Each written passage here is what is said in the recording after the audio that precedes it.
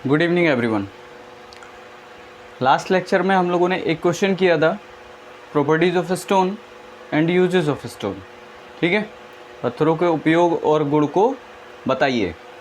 लेकिन अब क्या है, आगे बढ़ना है और समय कम रह गया है एग्ज़ाम में, तो अपने लोग क्या करेंगे, स्पीड बढ़ाएंगे थोड़ी सी। ठीक, चलिए क्वेश्चन पे चलते हैं। सब्सक्राइब करो नहीं करो, लाइक करो नहीं करो, इन चीज़ों में टाइम वेस्ट नहीं करना है। ठीक है ना, चलिए शुरू करते हैं। देखिए, ये क्वेश्चन लिखा हुआ है आपका, क्वेश्चन नंबर जो प्रीवियस ईयर सॉल्व पेपर है आप लोगों का, उसका 4 का बी पार्ट है। ठीक है, क्वेश्चन नंबर 4 का बी पार्ट, सॉइल की बियरिंग कैपेसिटी क्या है और फाउंडेशन के डिज़ाइन व इसके महत्व की विवेचना कीजिए। फाउंडेशन के डिज़ाइन में इसके महत्व की विवेचना कीजिए। महत्व मीन्स इम्पोर्टेंस, विवेचना मतलब एक्सप्लेनेशन। ठीक है, फाउंडेशन क्या है? फाउंडेशन हिंदी वाले समझ लो, नींव लिखा जाता है फाउंडेशन को हिंदी में। डिज़ाइन क्या होता है? अभिकल्पन। ठीक है, और सॉइल, सॉइल को हिंदी में क्या बोलते हैं? मृदा, मिट्टी। बियरिंग कैपेसिटी, धारण क्षमता। या इसका एक और नाम होता है, कहीं लिख देते हैं, लोड बियरिंग कैपेसिटी। अगर लोड बियरिंग कैपेसिटी लिखा हुआ आ गया तो कंफ्यूज मत हो जाइएगा आप लोग। बियरिंग कैपेसिटी आए या फिर लोड बियरिंग कैपेसिटी आए, वो एक ही चीज़ है। लोड को हिंदी में बोलते हैं भार। तो मतलब इस क्वेश्चन को दूसरे तरह से भी देखा जा सकता है कि मृदा की भार धारण क्षमता क्या होती है और नींव के डिज़ाइन में इसका महत्व बताइए। ठीक है, समझ गए ना? एक ही क्वेश्चन को दूसरी तरह से कैसे पूछ सकते हैं। इतना, ये तो हो गया आपका क्वेश्चन, इतना समझ में आया। अब चलते हैं आंसर की तरफ। आपको ये पेपर में लिखा हुआ आएगा, मैंने एक वीडियो बनाया है, how to score 40+ marks in theory examination, तो उसको देख लीजिएगा एक बार। लिखने का तरीका अगर डे बाई डे मैं हर एक क्वेश्चन का बताऊंगा तो फिर वीडियो का लेंथ हो जाएगा बहुत ज़्यादा और आप लोग हो आलसी। तो सॉल्यूशन शुरू करते हैं सीधे सीधे। सॉल्यूशन क्या है? आपसे पूछा गया है सॉइल की लोड बियरिंग कैपेसिटी या फिर सॉइल की बियरिंग कैपेसिटी। इतना ही देखते हैं अभी। बियरिंग कैपेसिटी, बियरिंग कैपेसिटी क्या होता है? धारण क्षमता। हिंदी में थोड़ा देखते हैं। क्षमता सब जानते हो, जनरल लैंग्वेज में कैसे पढ़ेंगे? जनरल इंजीनियरिंग जब आप सब्जेक्ट पढ़ रहे हो या फिर बेसिक ऑफ सिविल इंजीनियरिंग पढ़ रहे हैं आप, इलेक्ट्रिकल वालों के पास बीएमसी होता है और मैकेनिकल वालों के पास जनरल इंजीनियरिंग होता है, तो कोई दिक्कत नहीं है। और ज़रूरी नहीं है कि आप लोग केवल मैकेनिकल फर्स्ट ईयर और इलेक्ट्रिकल फर्स्ट ईयर पढ़ रही है, इसे थर्ड ईयर वाले भी पढ़ सकते हैं। क्यों? क्योंकि कंस्ट्रक्शन मटेरियल तो चलो खैर आप लोग पहले देखे आए होंगे, बट क्यूएसबी में भी इसका कहीं ना कहीं बात आ जाएगी। दूसरा, क्योंकि स्पेसिफिकेशन में। दूसरी चीज़, रिपेयर एंड मेंटेनेंस आरएमबी जो सब्जेक्ट आप लोग पढ़ते हो, उसमें भी आधे से ज़्यादा यही भरा हुआ है। बेसिक ऑफ सिविल इंजीनियरिंग होता है हर जगह, तो ये सब पूछने की ज़रूरत भी नहीं है आपको और कहने की भी ज़रूरत नहीं है। सीधे सीधे बस पढ़ते चले जाओ। बियरिंग कैपेसिटी आप लोग को नाम से नहीं पता लग रहा है? भार धारण और क्षमता। अभी आपको ये नहीं पता है कि आप भार धारण कर रहे हो या नहीं कर रहे हो, आप भार धारण कर रहे हैं या फिर नहीं कर रहे हैं, अभी आपको ये कुछ नहीं पता है। धारण क्षमता, धारण क्षमता सब जानते हो, उसकी पावर कैपेसिटी है ना। दूसरा, धारण क्या होता है बेटा? वो कितनी सहनशीलता है उसके अंदर, कितनी सहनशीलता है ना। चलो, अब बात आ रही है सॉइल की, तो सॉइल की बात करते हैं। अब सॉइल पे बात आ गई। सॉइल क्या है? मिट्टी। सब जानते हो आप लोग, नहीं जानते हो? बिल्कुल जानते हो। अपना जो पृथ्वी है उस पर क्या क्या चीज़ें हैं? मिट्टी और पानी। इसके अलावा कुछ है? नहीं है, इसके अलावा कुछ नहीं है। ठीक है, मिट्टी और पानी है हमारी धरती पे। ये इसको मान लो पृथ्वी बना दिया मैंने बेटा, ठीक है। इसके अंदर ये कुछ भी है वो दिक्कत नहीं है, इसको मैंने पृथ्वी बना दिया। इस पे क्या है? ग्लोब है भाई। मिट्टी और पानी, ठीक है, मिट्टी और पानी। पानी में जहाज तैरते देखे हो? पानी में जहाज तैरा दो बेटा, तैराओ।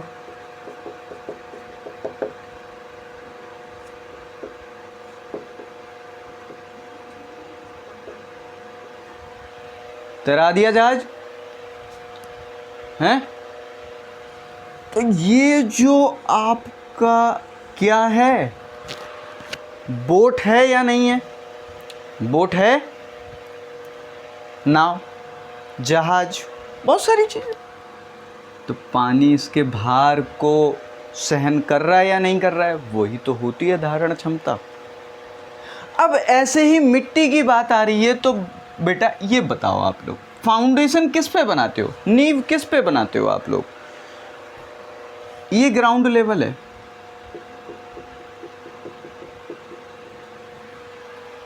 अब इस ग्राउंड के अंदर आप मिट्टी खोदते हो नहीं खोदते हो? मिट्टी की खुदाई करते हो यहाँ पे फाउंडेशन बनाने के लिए, ऐसे करके।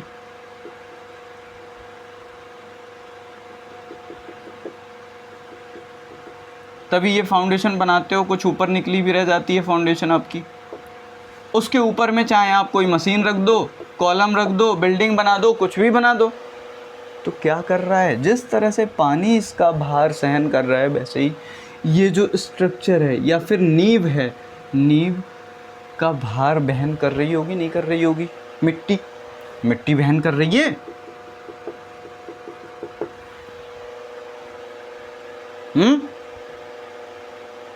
बॉर्डर मूवी देखे हो?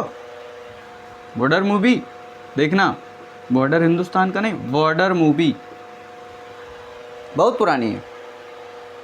उसमें कहता है ना, क्या बोलता है, कौन, सुनील शेट्टी, धरती मेरी माँ है।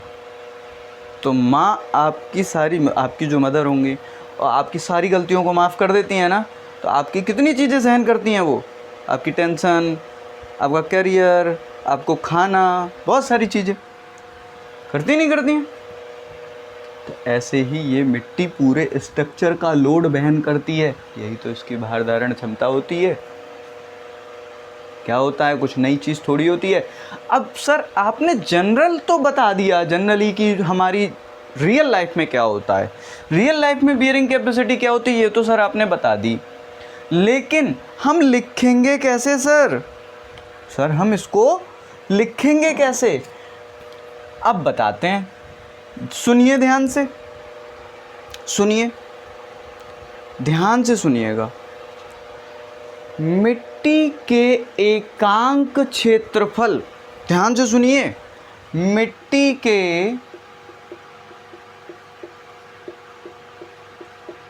एकांक क्षेत्रफल या फिर यूनिट एरिया या इकाई एरिया पर आने वाली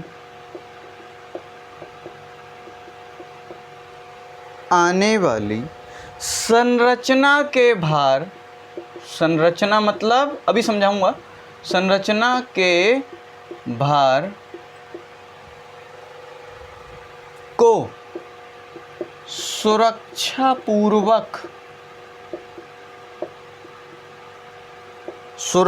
पूर्वक वहन करने की क्षमता, करने की क्षमता,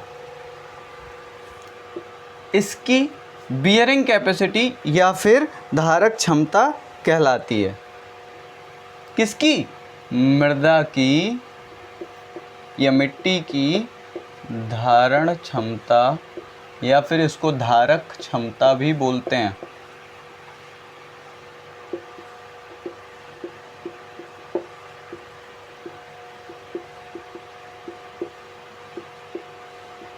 और इसको कर दो इन्वर्टेड कॉमा में बंद।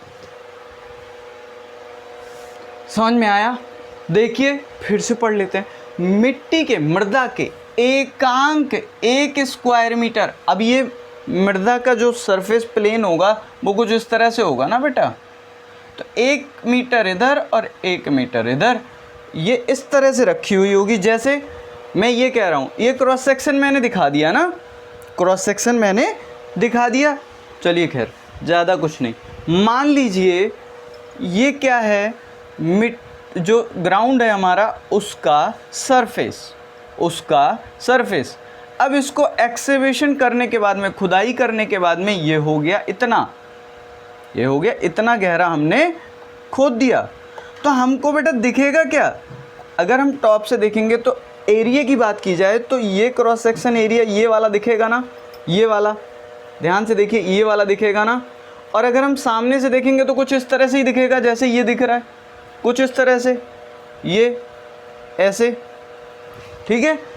अब सेक्शन बनाएंगे तो ये इस तरह से टॉप से बनाएंगे, टॉप से क्रॉस सेक्शन बनाया, यही तो है क्रॉस सेक्शन, ये वाला, ये तो ये यहाँ पे हमने बना दिया 1 मीटर ऐसे, 1 मीटर ऐसे।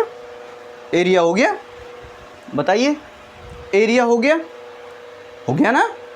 तो एकांक क्षेत्रफल, अब इसको होना एक ही चाहिए, डायमेंशन चाहे आप कोई लिख लो, सॉरी यूनिट चाहे कोई लिख लो,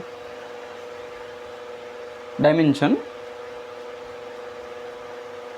यूनिट आप चाहे कोई लिख लो, mm लिख लो, सेंटीमीटर लिख लो, लेकिन होना स्क्वायर एक ही होनी चाहिए, न्यूमेरिकल वैल्यू एक ही होनी चाहिए। समझ गए ना? मिट्टी के एकांक क्षेत्रफल मतलब एरिया पर आने वाली संरचना, जो भी आप संरचना, जो भी स्ट्रक्चर आप बना रहे हो, संरचना को क्या बोलते हैं? स्ट्रक्चर बोलते हैं। स्ट्रक्चर के लोड को सुरक्षापूर्वक, स्ट्रक्चर के लोड को सुरक्षापूर्वक मतलब सेफ्टी सहित, सेफ्टी तो मस्ट है ना। पता लगा आपने बिल्डिंग खड़ा कर दिया या फिर नाव ऐसी बना दी जो कि पानी में डूब गई, तो नाव बनाने का फ़ायदा क्या निकला भाई?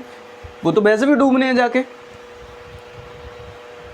सुरक्षापूर्वक वहन करने मतलब सहन करता है वो, की क्षमता मृदा की धारण क्षमता कहलाती है। बताओ किसी को नहीं आया समझ में? तो सबको आ गया, और नहीं आया दोबारा देख लो।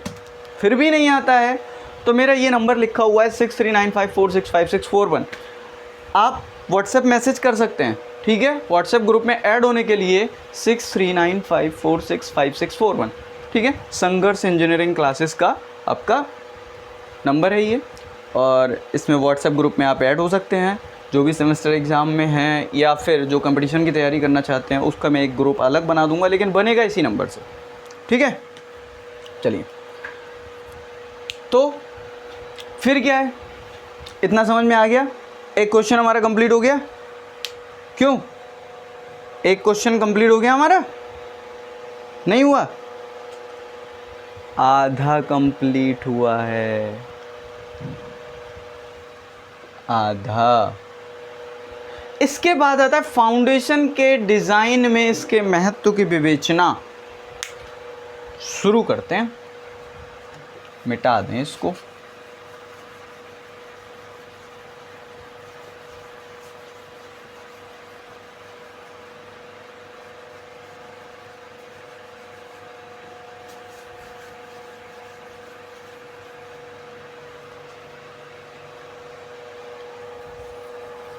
उसको मिटाऊंगा नहीं अभी, आप लोग लिखना चाहो तो लिख लो, और अगर नहीं लिखना चाहो तो आप लोग स्क्रीनशॉट लेने में तो माहिर हैं आप लोग।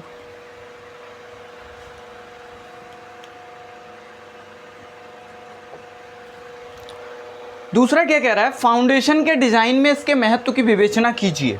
फाउंडेशन के डिज़ाइन में इसके महत्व की विवेचना कीजिए। कैसे करेंगे आप देखिए ध्यान से, कैसे करते हैं। फाउंडेशन के डिज़ाइन में इसके महत्व की विवेचना कीजिए। चलिए करते हैं।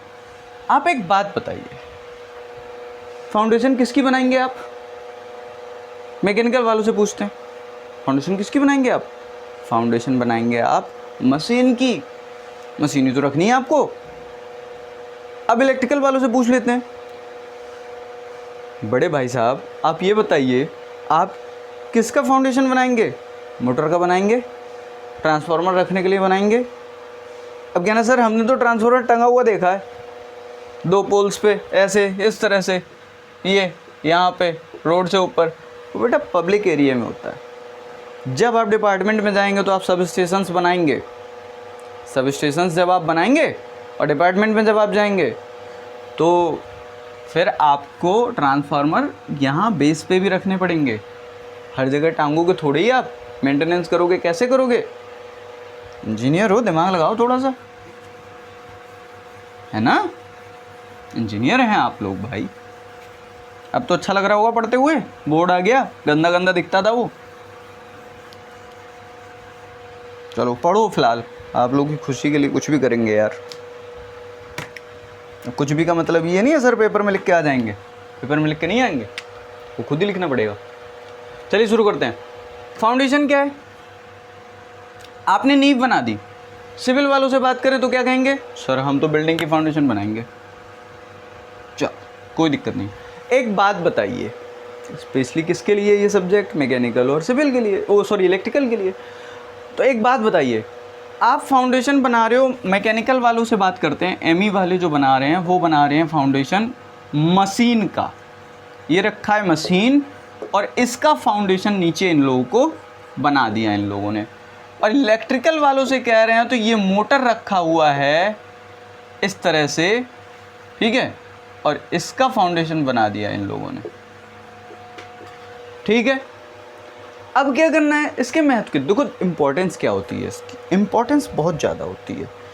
इंपॉर्टेंस क्या होती है इसकी?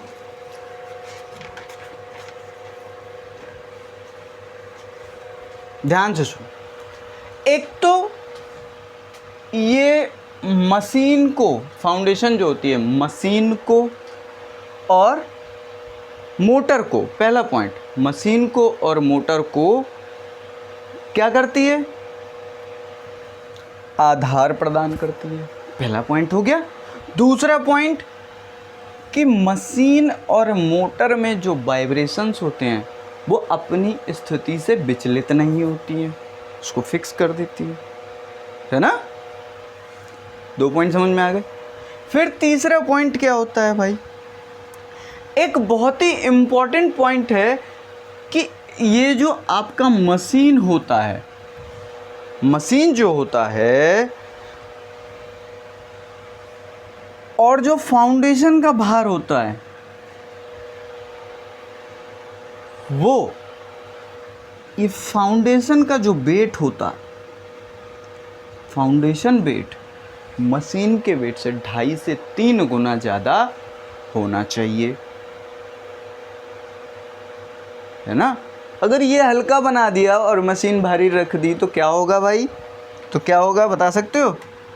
ये होगा, दिख रहा है? ये होगा, ये मशीन रख दिया, बनाने का कोई मतलब नहीं निकलेगा, समझ गए? 2.5 से 3 गुना। अब ये मत कहना सर मैंने तो 2 गुना पढ़ा है, तो ये न्यूमेरिकल डेटा है, ये एवरेज चीज़ें होती हैं, ठीक है? 2.5 से 3 गुना मान लो। कुछ बुक्स में 2.5 गुना लिखा होगा, कुछ में 3 लिखा होगा, उसमें 3.5 भी लिखा होगा, तो परेशान होने की ज़रूरत नहीं है, ठीक है? इतना समझ गए? फिर क्या है? मशीन का सेंटर ऑफ ग्रेविटी। देखो कितना इंपॉर्टेंट चीज आई, फिजिक्स पढ़ के आए हो ना सब लोग, देखा? चलो पेन चेंज कर लेते हैं, है ना? पेन चेंज कर लेते हैं, दिखाई देगा। इस फाउंडेशन का जो सेंटर ऑफ ग्रेविटी है, ये फाउंडेशन है आपकी,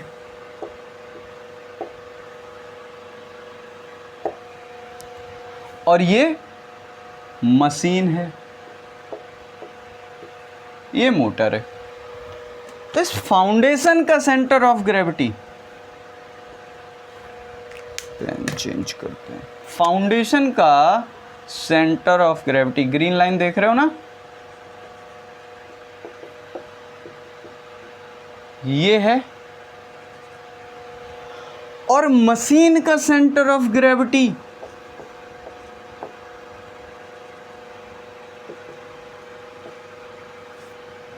दोनों, या मोटर का सेंटर ऑफ ग्रेविटी, दोनों ही, ये जी एम कह दो, ये जी एम कह दो, और ये जी फाउंडेशन कह दो, और ये जी फाउंडेशन कह दो, दोनों ही एक ही सीध में होनी चाहिए, या इन दोनों का, या यूं कह लें कि इन दोनों का जो सेंट्रोइडल एक्सिस है, ये वाला सेंट्रोइडल एक्सिस ही तो है, सेंट्रोइडल एक्सिस ही तो है, एक ही रेखा पे ये दोनों बिंदु होने चाहिए, ये इनका सेंट्रोइडल एक्सिस एक ही होना चाहिए।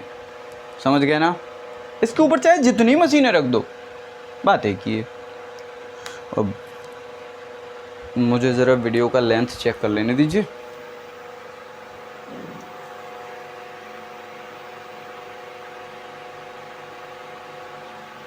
अभी 2-3 मिनट है ना? 2-3 मिनट है अभी। एक छोटा सा इसमें पार्ट और है, आप लोगों के हो सकता है आ जाए, आप लोगों के शॉर्ट पेपर में तो है लेकिन क्वेश्चन में नहीं दिया हुआ है। अब इतने, इस क्वेश्चन में सिर्फ इतना ही है, ठीक है? इस क्वेश्चन में सिर्फ इतना ही है।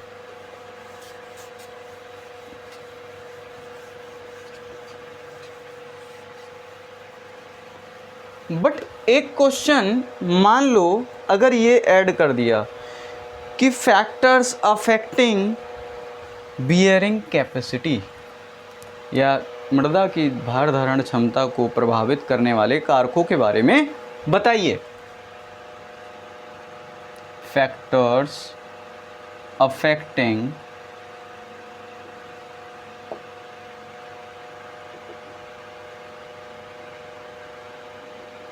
जल्दी जल्दी देख लेते हैं, कोई दिक्कत नहीं, आ सकता है, कोई बड़ी बात नहीं है ये, ठीक है, कोई दिक्कत नहीं। अरे पसीना आ रहा है, कोई प्रॉब्लम नहीं है, बैठे रहो आराम से, हमको भी बहुत तेरा आ रहा है। देखिए ध्यान से,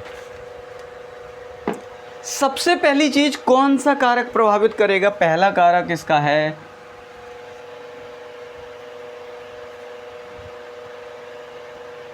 मृदा को प्रभावित करने वाला पहला कारक क्या है? इसका नेचर कैसा है सॉइल का? सॉइल है कौन सी?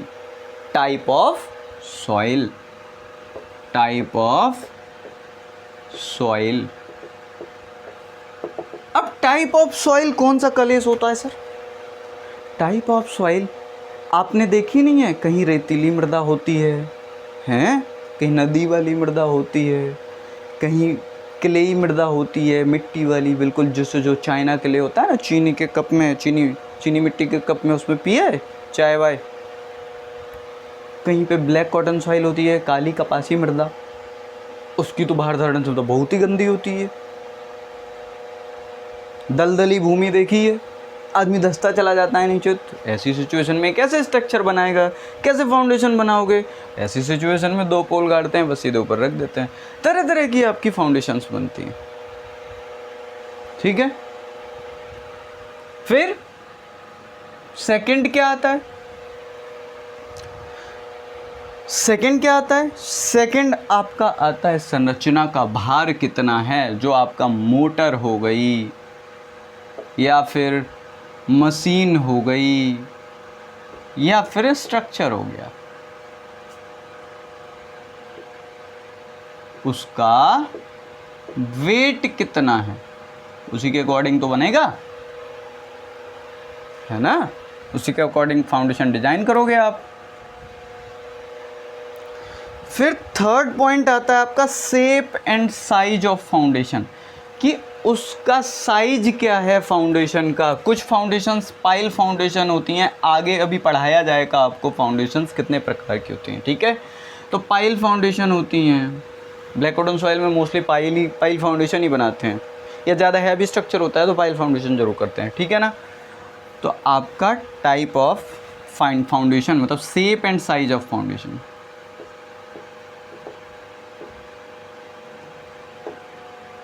फाउंडेशन को FDN शॉर्ट में लिख दें, कोई प्रॉब्लम नहीं होनी चाहिए, ठीक है। फिर आता है आपका ये तो क्या shape and size of foundation, circular है, रेक्टेंगुलर है, स्क्वायर है। साइज में मतलब होता है चौड़ाई और लंबाई की बात कही जाती है, ये L इंटू बी लिख दें। लेकिन डेप्थ ऑफ फाउंडेशन ये अलग ही फैक्टर होता है, गहराई कितनी है। आप कहोगे सर ये भी तो शेप में ही आ गया, नहीं, डेप्थ ऑफ फाउंडेशन अलग कंसीडर किया जाता है। डेप्थ जितनी ज़्यादा होगी फाउंडेशन उतनी मजबूत होगी, ये सरफेस एरिया जितना ज़्यादा होगा फाउंडेशन उतना बेस ज़्यादा प्रदान करेगा। ठीक है। फिफ्थ नंबर क्या है? Condition of ground water level, पानी का लेवल क्या है, पानी का लेवल क्या है, ये भी तो ज़रूरी है। बिना पानी के लेवल, मान लो आप खोदते चलेगा, खुदाई करते चलेगा, ये ग्राउंड लेवल है, खुदाई करते चलेगा, यहाँ पे आ गया पानी, इसके नीचे भी खोद रहे हो आप, अरे बेवकूफ़ हो गया। जब हमारे स्ट्रक्चर की ज़रूरत जितनी है उतना खोदेंगे। वाटर लेवल कहाँ पे है, कहाँ पे नहीं है। अगर मान लो पानी यहीं पे आ गया आपका 10 फीट पे ही, तो क्या करोगे? या 5 फीट पे पानी आ गया तो भाई उसी के अकॉर्डिंग हमें foundation type of foundation find out करना पड़ेगा, उसी के अकॉर्डिंग हम लोग डिज़ाइन करेंगे। ठीक है, सारी परेशानियों का हल है। इंजीनियर होते किस बात के लिए हैं? दूसरों को टेंशन देने के लिए। इतना समझ में आ गया? बस 5-6 लिख के आ जाना बस, और ज़्यादा लिखने की ज़रूरत नहीं है। ठीक है, चलो शुरू करते हैं। हो गया, ये क्वेश्चन आपका कंप्लीट हो गया। नेक्स्ट लेक्चर में आज ही होगा, बट नेक्स्ट लेक्चर में हम लोग नेक्स्ट क्वेश्चन करेंगे। ठीक है ना? चलिए, थैंक यू सो मच।